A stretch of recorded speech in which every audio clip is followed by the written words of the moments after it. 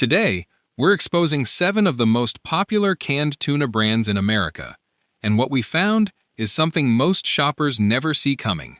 Scientists tested canned tuna pulled directly from regular grocery store shelves. The DNA results showed that some of those cans didn't contain tuna at all. What they found was escolar, a fish banned from sale in Japan and Italy because of how toxic it is to the human body. Sitting in cans labeled as tuna on the same shelves you've been shopping from for years. 7 brands went through the full investigation. Only 2 are actually real fish. We're going through all of them right now. Number 7. Genova. This is the premium-looking one, the one sitting slightly above everything else on the shelf, in a can that implies it came from somewhere better. The Italian name does something specific the moment you see it. Genova. It sounds like a cobblestone street near the Mediterranean coast. Pair that with olive oil packing and a higher price, and it builds a complete story before you've opened anything. Artisan sourcing. Old world quality. A product worth paying more for. That story is a carefully constructed aesthetic. It's not a sourcing guarantee. Genova is owned by Bolton Food, an Italian corporation with large-scale global seafood processing operations. The Italian ownership is real. The implication that what's inside the can reflects artisan Mediterranean fishing traditions and quality standards that justify the premium price, that's not supported by what the brand actually discloses about its supply chain. The tuna in Genova cans isn't exclusively Italian caught or Italian processed. It moves through the same category of global supply chains built around cost and availability that every other mass-market canned tuna brand uses. The difference is that Genova charges more for the Italian name and olive oil presentation, while sourcing through networks opaque enough to produce the same species substitution problems documented across this entire category. Independent testing has flagged species and sourcing inconsistencies in premium olive oil-packed tuna lines, so the premium price creates an expectation of verification the supply chain doesn't consistently meet. Then there's the olive oil itself. The specific quality and origin of that oil isn't disclosed anywhere on the label, and olive oil is one of the most extensively documented cases of food adulteration in the global market. Oils sold as olive oil and independently tested have repeatedly been found to contain cheaper vegetable oil blends that never appear on the label. So, you're potentially paying a premium for a product built on 2 unverified ingredients, not 1. Pour the oil from a Genova can slowly into a glass before cooking with it. Genuine extra virgin olive oil has a deep golden green color and clings visibly to glass. Oil that pours thin and pale from a can labeled olive oil packed is already telling you something before you take a single bite. You're paying for the Italian coast. You're getting a label engineered to remind you of it. Number 6. Market Pantry. This is the clean-looking Target one. The one that feels like a step above the Walmart store brand because the store around it feels more considered. A shopper paying a little more for Market Pantry over great value is making a reasonable assumption that the price gap reflects a quality gap somewhere in the supply chain. It doesn't. Market Pantry is Target's private label. Target doesn't fish. Target doesn't maintain relationships with named, documented fisheries or run processing facilities. Target designs labels and manages procurement contracts. The product inside the can is produced by whoever won the supply contract for that category at that price point in that procurement cycle, and that can rotate from one quarter to the next. There's no named fishery on Market Pantry tuna, no Marine Stewardship Council certification, no independent third-party species verification disclosed to the consumer. The sourcing information on the label meets the legal minimum required to sell canned tuna in the United States. And as this investigation keeps showing, that minimum tells you almost nothing meaningful about what species is actually inside. Independent research on private label tuna products across major American retailers has consistently found species substitution rates that significantly exceed those found in named branded products. When no independent party is checking what species enters that can between the ocean and your shelf, substitution risk builds at every single transfer point. Here's the part that matters most. For a shopper in the aisle, the price premium over great value didn't go to supply chain accountability. It went to the design team that made the label look clean enough to justify charging more. That's not what most shoppers think they're paying for. Number 5. Great value tuna. This is the budget one. The one families grab when they're trying to stretch the grocery bill, and tuna is one of the most affordable proteins available. That reasoning is completely sound. The problem is what actually sits behind the Walmart name. Walmart is the largest retail corporation on Earth, but they don't have fishing vessels. They don't employ anyone verifying species at a processing facility before a can is sealed. They have supply contracts, and those contracts go to whoever can deliver product at the lowest cost per unit while meeting the minimum legal threshold required to put a can on an American grocery shelf. That threshold is extraordinarily low. No named fisheries required, no independent species testing, no mercury disclosure beyond what the FDA already mandates across the entire category. And here's something most shoppers don't realize. The manufacturer producing great value tuna this quarter may not be the manufacturer producing it next quarter. The contract rotates on price. When it rotates, the sourcing changes, the facility changes, and the species verification standards of whoever won the latest bid become the effective standards of the can you're currently holding. The label stays identical. Everything behind it can change with zero visible signal to the person buying it. DNA testing on store-brand tuna has consistently produced some of the highest species substitution rates in the entire canned tuna category. The economics explain it directly. Named, documented fisheries cost more than anonymous international brokers. Mercury testing above the regulatory minimum costs money. Every one of those costs works against winning the Walmart contract. So, they get cut, and the substitution rates in independent testing reflect exactly that. Drain a great value can and hold the liquid up toward a light source. Properly processed single-species tuna runs relatively clear. Murky, inconsistently colored brine, where the liquid looks different across different parts of the same can, reflects what happens when species with different fat contents, different protein structures, free brands down. The next one has been a pantry staple for over a century, and the story behind who actually owns it changes how the whole thing looks. Number 4. Chicken of the Sea. This is the one that's been in your family's pantry for over 100 years.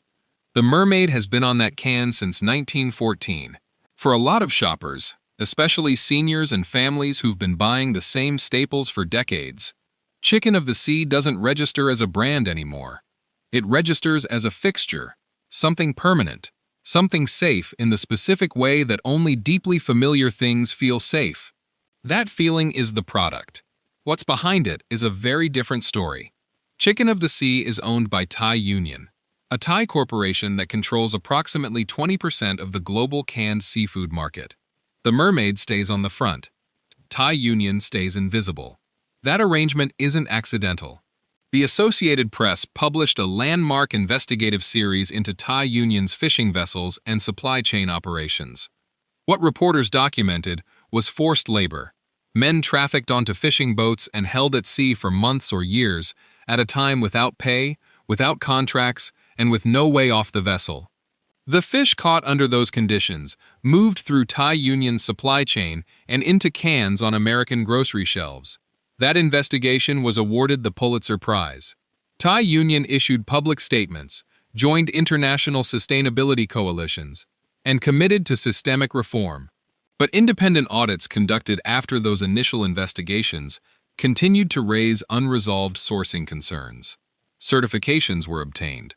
What actually happens on a vessel 200 miles offshore at 3 o'clock in the morning is significantly harder to verify than what gets published in a sustainability press release. The scale of Thai Union's tuna operations makes the accountability problem structural. More vessels, more processing facilities, spread across multiple countries. More transfer points, where species substitution can occur before the fish reaches a can. And when the supply chain is this large and this deliberately opaque, the systems responsible for catching substitution before the can is sealed are the same systems the corporation controls and self-audits. Open a Chicken of the Sea can and look at the liquid before draining it. In a properly processed single-species product, The brine runs consistently clear or very lightly colored throughout. Liquid that's cloudy or visibly inconsistent from one section of the can to another reflects what happens when species with different fat compositions and protein structures are processed together under the same conditions. The mermaid has been smiling through every investigation and every Pulitzer Prize for over a century. She's not smiling for you. She's smiling for Thai Union. If this investigation is already changing how you see the tuna aisle, a quick like helps more people find it. Number 3. Bumblebee Foods. This one completed a criminal triangle. Starkist pleaded guilty. Chicken of the Sea cooperated with federal investigators. Bumblebee went the furthest of all three. Bumblebee's CEO, Christopher Leshevsky, was convicted at trial in 2019 and sentenced to 40 months in federal prison. Not a settlement, not a deferred prosecution where the company pays a fine and moves on. A jury trial, a guilty verdict. The man running one of the most widely purchased canned tuna brands in America was found criminally guilty of conspiracy to fix prices and sent to prison for it. Bumblebee filed for bankruptcy the same year. The company restructured under new private equity ownership, emerged with updated messaging, refreshed packaging, and public commitments to sustainability and sourcing transparency. Here's the honest test for whether a company that restructured after a criminal conviction has genuinely changed anything that matters. Look at what's verifiably different about how the product is sourced, tested, and independently verified. Not the press release, not the new logo, the actual supply chain. Bumblebee post-restructuring still doesn't carry independent third-party species verification across its standard product lines. There's still no named fishery on the standard label. There's still no audit trail a consumer can follow from a specific ocean location to the specific can in the grocery aisle. The sourcing accountability that was absent before the criminal proceedings is structurally absent after the bankruptcy filing and the private equity acquisition. What changed was the ownership. The opacity didn't change with it. Independent testing on Bumblebee products since restructuring has continued to surface the same categories of concern. Mercury level inconsistencies across product lines.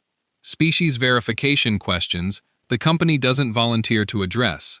That means the problems aren't tied to who ran the company, they're tied to how the supply chain is built. Open a can of Bumblebee solid white albacore and break the fish apart with a fork. Real solid white albacore has a consistent grain, firm muscle fiber running in a clear uniform direction throughout the entire can. When the texture shifts unexpectedly within the same can, when color varies from one section to another, when some pieces hold firm while others dissolve in a way that doesn't reflect one species under one set of conditions, the fish is telling you something the label is not. 40 months in federal prison for the CEO? Zero verifiable changes to what's inside the can. Number 2. Starkist. This is the one with Charlie, the cartoon fish, who's been trying to get into a Starkist can since 1961. Generations of American families grew up watching that mascot and bought Starkist. Their kids bought Starkist, their grandchildren are pulling those yellow cans off shelves today without a second thought. Because when something's been in your family that long, you stop questioning it. Charlie never mentioned the federal criminal record. Starkist, Bumblebee, and Chicken of the Sea, the three dominant brands in the category. The ones running ads against each other and competing for your grocery dollar were secretly coordinating prices behind closed doors. It didn't matter which can you grabbed. The price had already been decided for you without your knowledge, in violation of federal antitrust law. The Department of Justice investigated. Starkist pleaded guilty to federal price-fixing charges in 2019 and was fined $100 million. Charlie kept smiling on the front of the can, but the sourcing problems go deeper than the price-fixing. Independent DNA testing conducted by ocean conservation researchers flagged species substitution across Starkist product lines. Cans labeled as albacore found to contain skipjack. Cans labeled as light tuna found to contain species that DNA sequencing couldn't identify as tuna at all. DNA sequencing doesn't lie about what's in the sample. The label sometimes does, and that's the part that matters when you're choosing what to buy. Then there's mercury. Certain StarKist varieties have tested above FDA advisory thresholds for mercury in independent laboratory analysis. Those thresholds exist because mercury doesn't pass through the body cleanly. It accumulates over time. It crosses the placental barrier. It directly affects neurological development in fetuses and young children.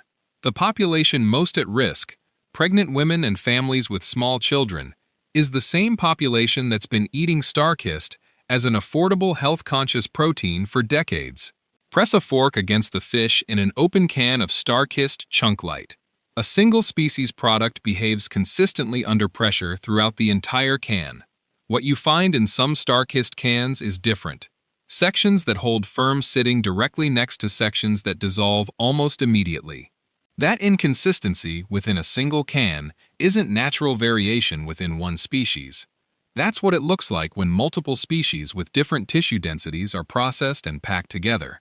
$100 million fine, a federal criminal plea, DNA flags on the species.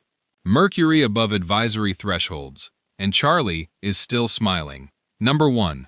Safe Catch Elite. This is the hardest one to place at the top of this list, and it needs to be here for a reason that's completely different from every other brand in this investigation. Safe Catch built its entire brand identity around a promise no other canned tuna company was willing to make. Every individual fish, mercury tested before it goes into a can. Not batch tested where a sample from a lot is checked and the rest assumed to match. Every single fish the brand markets directly to pregnant women and cancer patients. The exact populations for whom mercury exposure isn't an abstract long-term risk, but a specific, immediate, and serious medical concern. That mercury testing promise is real. It's independently verifiable. It's the most meaningful consumer safety commitment in the entire canned tuna category, and it deserves to be recognized as exactly that. Safe Catch is number 1 on this list for an entirely different category of problem. Safe Catch's health positioning around the mercury promise has been so effective that a significant portion of its consumer base has stopped reading the rest of the label. A pregnant woman buying Safe Catch because she trusts the mercury commitment is making a reasonable decision, but that trust has migrated across the entire product without scrutiny. She bought the mercury promise and assumed everything else behind the label met the same standard of care. That assumption is where the problem lives. Sodium. Sodium levels in certain Safe Catch varieties run meaningfully higher than the health food positioning of the brand implies. For pregnant women managing blood pressure and fluid retention, sodium isn't a secondary concern. It's a primary one. For cancer patients managing treatment side effects that include hypertension and cardiovascular strain, the sodium content of a product they believe was specifically designed for their health needs is a material fact, not a footnote buried in fine print. The information is on the label. It's technically disclosed, but the marketing doesn't lead with it, doesn't emphasize it, and doesn't present it with anything close to the prominence of the mercury claim that drives the purchasing decision. Brine formulations used in several Safe Catch processing lines have raised questions among independent nutritional researchers about cumulative sodium exposure for consumers eating this product regularly, which the brand specifically encourages because the mercury testing supports frequent consumption for the exact populations most concerned about mercury. Here's where the compounding problem becomes serious. The core marketing message is, eat this regularly because the mercury is tested and safe. For pregnant women and cancer patients following that guidance, regular consumption of an elevated sodium product creates a health exposure the mercury-focused messaging never once addresses. Genuine trust earned through one real safety commitment doesn't automatically extend to every other dimension of the product. But Safe Catch's positioning actively encourages consumers to assume that it does. Safe Catch also carries a meaningful price premium. Health-vulnerable consumers pay that premium willingly, precisely because this brand has earned their confidence through the mercury commitment. Earned trust at a premium price creates a specific obligation, full transparency across every dimension of the nutritional profile, not just the single metric that drives the purchase. And that's the gap. Before you open a can of Safe Catch Elite, read the complete label, not just the mercury claim on the back. The promise they kept is real. The promises they never made are where the gap lives. And for the people buying this product, that gap matters most. Two brands made it through clean. No criminal history, no sourcing gaps, no label that turned out to be a lie. Here's what's actually worth buying. Best option number 2. American Tuna.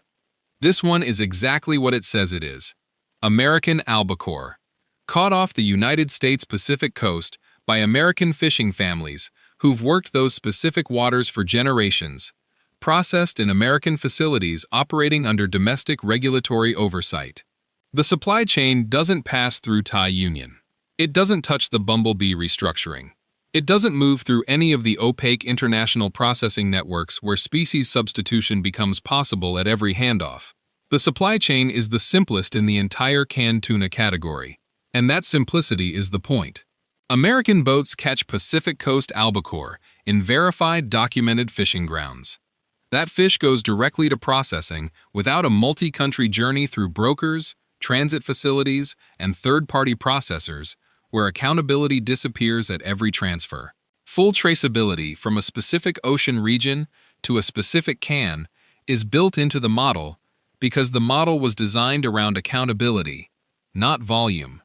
Family-owned, never acquired by a multinational seafood conglomerate, never absorbed into a corporate portfolio where sourcing decisions get made by procurement teams optimizing for margin.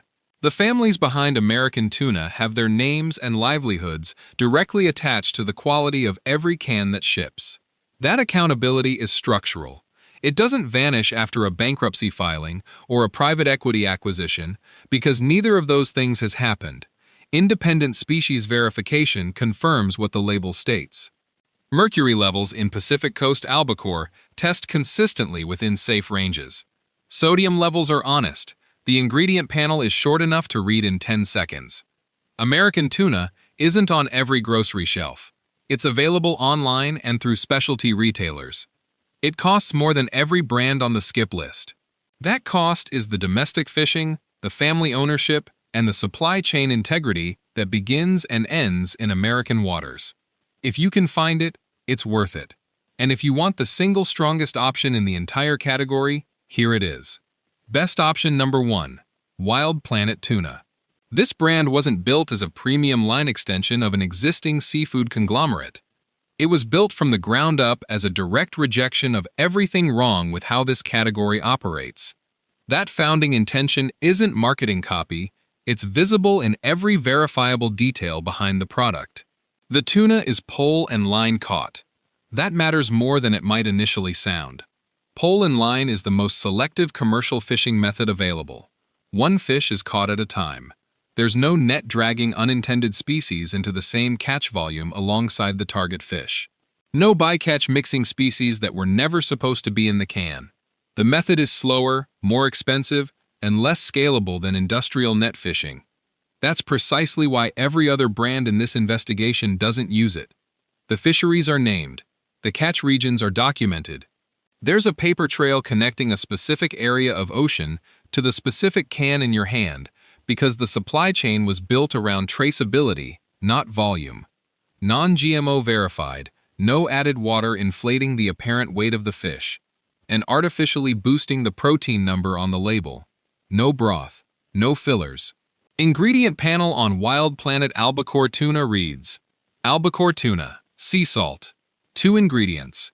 Every other brand in this investigation requires significantly more to approximate what a properly sourced, honestly processed can of tuna should simply be. Species verified through independent third-party DNA testing. The label says albacore. The testing confirms albacore. That should be a baseline standard across the entire category. And in the context of everything this investigation uncovered, it's rare enough to be a genuine differentiator between a brand you can trust and one you can't. Mercury tested with results disclosed. BPA-free can lining across the entire product line. 0 recalls since the brand was founded. Open a can of Wild Planet albacore and break the fish apart with a fork. It holds firm. Consistent grain, clear muscle fiber running in a uniform direction throughout the entire can. It smells clean and genuinely oceanic. Not processed flat, not chemically muted, not like multiple species were combined in the same facility and pressed into the same shape. That's what a single verified species, pole and line caught, processed without fillers or added water, actually looks and smells like. The difference is noticeable the first time you open one. Wild Planet costs more than Starkist, more than Bumblebee, more than every store brand in the tuna aisle. That cost is the pole and line fishing, the named fisheries, the independent testing, and the refusal to substitute a cheaper species when the target catch runs short. You're not paying for a label that implies quality. You're paying for a supply chain built to deliver it. 7 brands, 2 that held up. You chose canned tuna because the logic was sound. Low mercury when sourced correctly. High in omega-3s. Accessible nutrition that pregnant women, athletes, people in cancer treatment, and families on tight grocery budgets have all been counting on for decades. That logic is still sound. It only holds when what's inside the can matches what's printed on the outside. Several of the biggest names in this category have federal criminal convictions. Another is owned by a corporation connected to a Pulitzer Prize-winning investigation into forced labor at sea. Multiple brands have been flagged for species substitution through DNA testing, meaning the fish in the can isn't the fish named on the label. And the store brands sitting under the most powerful retail names in America are running supply chains so anonymous that nobody, including the retailers selling them, can tell you with certainty what species went into the can you just put in your cart. Now you know which ones. And you know the 2 that earned every word on their labels. Next time you're standing in the tuna aisle, flip the can over. Look for a named fishery. Look for independent species verification with disclosed results, not implied quality language. Look for mercury testing that goes beyond the regulatory minimum. If the sourcing information on the back is vaguer than the branding on the front, put it back on the shelf. Share this with anyone you know who's eating canned tuna for their health right now. They're reaching for these brands without knowing any of this. The can looks exactly the same as it always has. What's behind it has never been less certain.